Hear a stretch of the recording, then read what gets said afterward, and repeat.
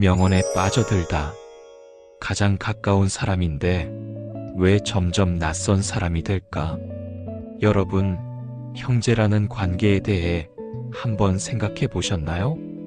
어릴 적엔 함께 울고 웃던 친구 같은 존재였지만 세월이 흐르고 나이가 들수록 그 형제마저도 남처럼 느껴질 때가 있습니다.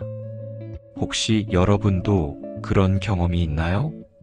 이런 마음의 거리감은 비단 개인적인 감정 문제가 아닙니다.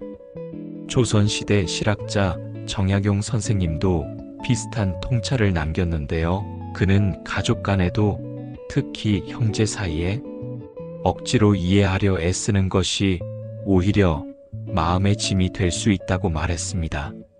정약용 선생님은 목민심서와 경세유표에서 인간 본성과 사회관계를 깊이 연구하며 가장 가까운 혈연 관계조차도 시간이 지나며 변화할 수밖에 없음을 인정했습니다.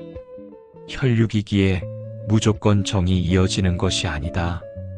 사람은 각자 다른 성품과 환경 속에서 자라나기 때문에 어쩔 수 없이 마음의 거리가 생긴다. 이런 말씀이 대표적입니다. 또한 그는 사람의 본성은 쉽게 변하지 않고 서로 맞지 않는 부분을 억지로 맞추려 하면 오히려 마음의 병이 된다고 했습니다.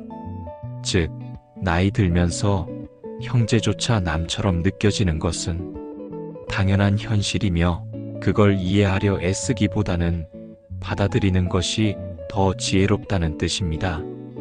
왜 이런 일이 일어날까요? 첫째, 삶의 무게와 환경이 달라지면서 서로 다른 길을 걷게 됩니다. 어릴 때는 같은 공간, 같은 시간 속에서 살지만 성인이 되어 각자의 가족, 직장, 사회적 역할이 생기면 서로에게 쏟는 시간과 마음의 에너지가 제한적일 수밖에 없습니다.